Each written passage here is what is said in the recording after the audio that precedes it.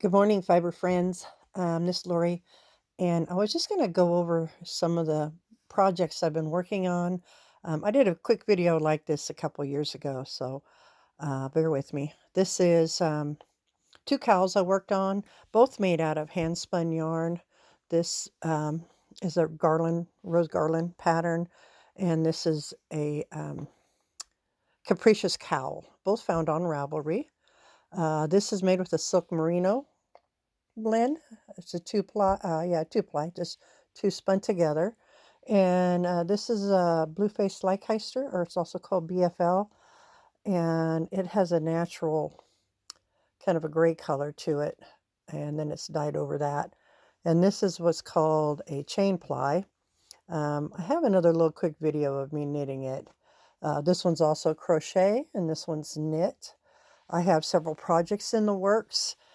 This is a spin I'm doing here out of this. I actually dyed this with food coloring, and it's called Panda Top, and it has merino, I think some silk and some nylon in it. And I dyed it along with, this is just a merino. It had some spots there, but this is what kind of looked like before I tore it up and split it up. And this is the Ashford wheel that I'm spinning on it. It is a single drive. I like it for the braids that I do. So there's that. And then I also have another spin project going on. Yeah, I'm a little ADD. This is an art bat. And this is the first ply. This is the first spin. And I'm still debating on whether I want to do a two ply or if I want to chain it. But it came from this art bat here. There, I got some pulled out. And it's got all kinds of different, silk, or some silk and some sparkly and several different kinds of wools. I think there might even be some other stuff in there too. Very beautiful, very fun to spin. A little more challenging than than this over here. Okay, so and then I have a third spin that I'm doing, and it's chain plying another bat like this. It's actually a Polworth wool, and this is the spin. I did this on the Ashford. I don't know if you can see it. It doesn't seem to be focusing in very well. Anyway, it's being spun here. This is actually it's called a gossip wheel. My grandfather was in the process of making it when he passed away, and somebody else finished it up. But that's a story for another time. Anyway, it's just this one here is just holding it so I don't lose my place. And anyway, it's spinning up really pretty too. This is a chain ply, and I'm really excited to figure out what I'm going to make out of it. This one here, I think, has scarf written on all over it. Um, This one is super smooth, super soft, super smooth. And this one is a little more rough, but it's not coarse. It's just got a lot of different fibers in it. And I really like the way it's spinning up. Then I have a crochet project, and that is this one here. It is a Levy for a Girl at Work. Um, the pattern came from a llama pattern off of Ravelry. I did add the eyes instead of sewing them on. And then this is just a corner to corner that I changed the colors along the edge, did them in rows, and then I'll eventually put it here. And then I have this little flower that's going to go up in her hair like that.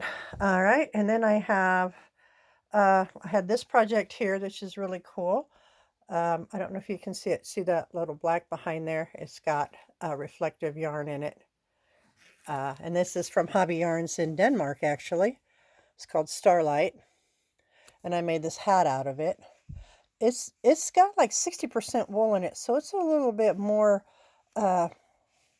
rough than a acrylic yarn that you get at the big box stores.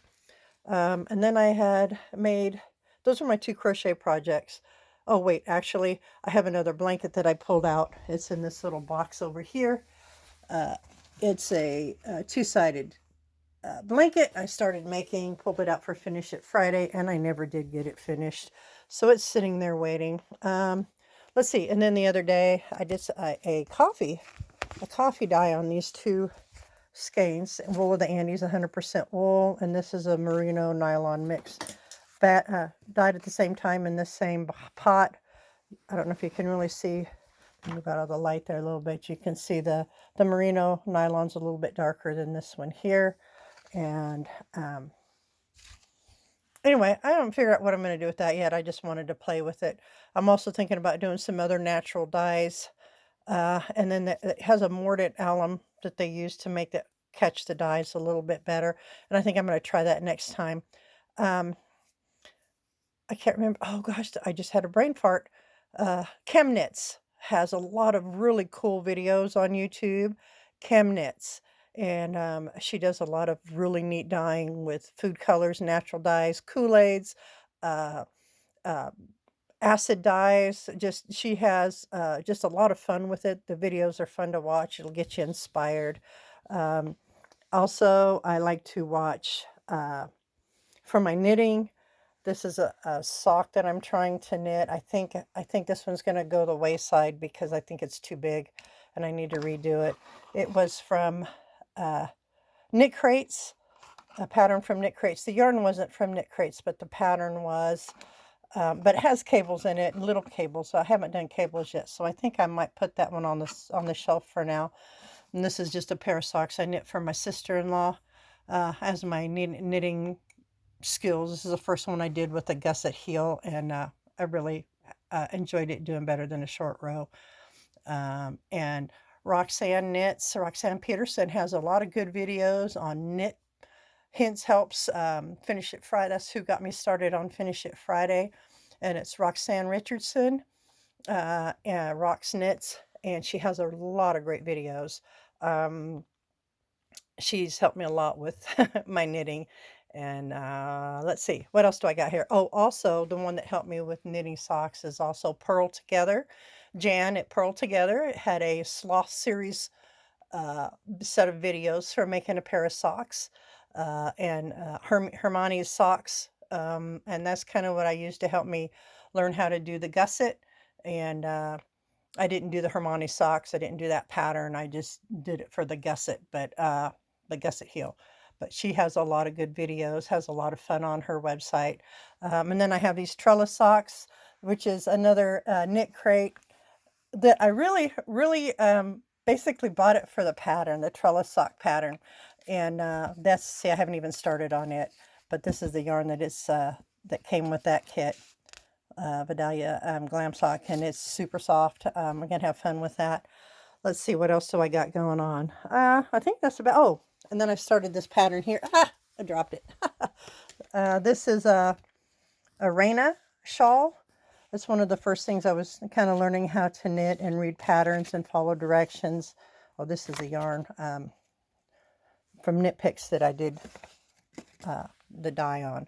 But this is the Raina shawl. I think this size needle is bigger than, one size bigger than what they said. But I think I might pull it out and do it in another big size. I don't know. I'm that far down in the pattern, and that's as far as I've got.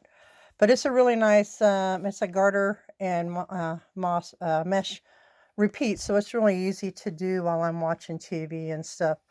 As opposed to one of these other sock projects. Anyway, those are my projects that I've been working on this year. The Lost in Time shawl I had here, and the blue one and the other one underneath it, I sold them along with the virus shawl that I had back there. Haven't done any shawls since then. Been doing mostly hats, cowls, scarves. Anyway, that's it for me, and thanks for sticking around if you're still here this long. I will put the links to Roxanne Knits, to Purl Together, to, I'm trying to think of some of the other, Wild Wolf Farms. Thank you, Wild Wolf Farms, for this beautiful art back, and the other stuff. And then there's also Knitpics for the yarn that I got to dye. Anyway, you guys have a great day. Thanks. Bye.